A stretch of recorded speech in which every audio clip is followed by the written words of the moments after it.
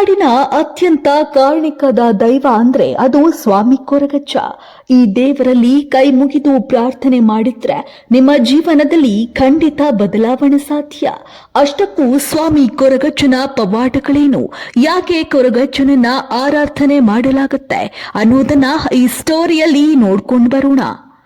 ತುಳುನಾಡ ಅತ್ಯಂತ ಪವಿತ್ರವಾದ ಸ್ಥಳ ಅಂದ್ರೆ ಕೊರಗಜ್ಜನ ಸನ್ನಿಧಿ. ಮಂಗಳೂರು ಸೇರಿದಂತೆ ದಕ್ಷಿಣದ ಹಲವಾರು ಭಾಗಗಳಿಂದ ಕೊರಗಜ್ಜನ ದೇವಸ್ಥಾನಕ್ಕೆ ಜನ ಆಗಮಿಸುತ್ತಾರೆ.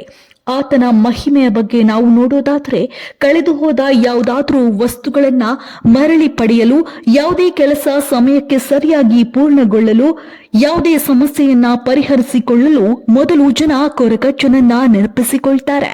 ಕೊರಗಜ್ಜ ಅಂದ್ರೆ ಕೊರಗತನಿಯ.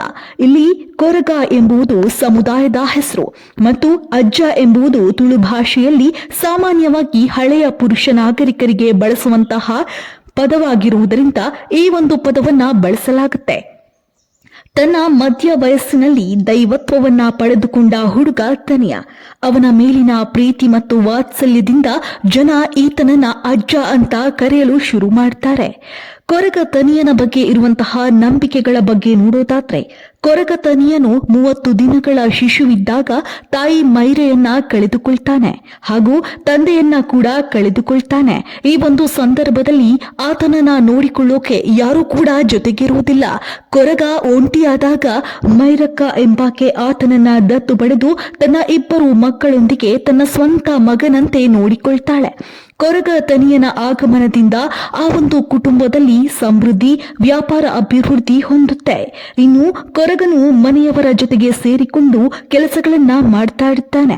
ಬುಟ್ಟಿ ತಯಾರಿಕೆ ಹಾಗೂ ಬಿದಿರಿನ ವಸ್ತುಗಳನ್ನ ತಯಾರಿಸಲು ಈತ ಕಲ್ತಿರ್ತಾನೆ. ನಂತರ ಒಂದು ದಿನ ದೈವಗಳಿಗೆ ನೇಮವನ್ನ ಆಯೋಜಿಸಲಾಗುತ್ತೆ.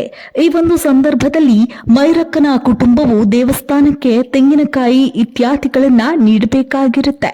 ಈ ಎಲ್ಲಾ ವಸ್ತುಗಳನ್ನ ಸಾಗಿಸೋಕೆ 7 ಮಂದಿ ಸಾಮರ್ಥ್ಯವುಳ್ಳಂತಹ ಪುರುಷ ಬೇಕಾಗಿರ್ತಾರೆ. ಈ ಒಂದು ಸಮಯದಲ್ಲಿ ಯಾರು ಕೂಡ ಇಲ್ಲದ ಕಾರಣ ಮೈರಕ್ಕ ಇದು ದೇವಾಲಯಕ್ಕೆ ಸಂಬಂಧಿಸಿದಂತಹ ಪ್ರಮುಖ ಕೆಲಸವಾಗಿರುವುದರಿಂದ ತನಿಯನಿಗೆ ದೇವಸ್ಥಾನಕ್ಕೆ ಸಾಗಿಸುವಂತೆ ಮನವಿ ಮಾಡ್ತಾಳೆ.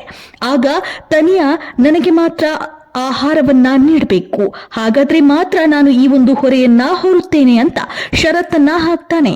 ನಂತರ ಸಾಮಗ್ರಿಗಳನ್ನ ಒಬ್ಬನೇ ದೇವಸ್ಥಾನಕ್ಕೆ ತಲುಪಿಸಲು ಪ್ರಯತ್ನವನ್ನ ಮಾಡ್ತಾನೆ.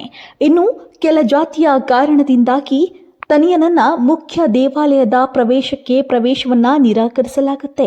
ಇದರಿಂದ ಕೋಪಗೊಂಡ ತನಿಯ, ನಿಮ್ಮ ದೇವರಿಗೆ ನಾವು ನೀಡುವಂತಹ ವಸ್ತುಗಳು ಬೇಕು, ಆದರೆ ನಾವು ಬೇಡ, ಇದ್ಯಾವ ನ್ಯಾಯ ಅಂತ ಪ್ರಶ್ನೆಯನ್ನ ಮಾಡ್ತಾನೆ.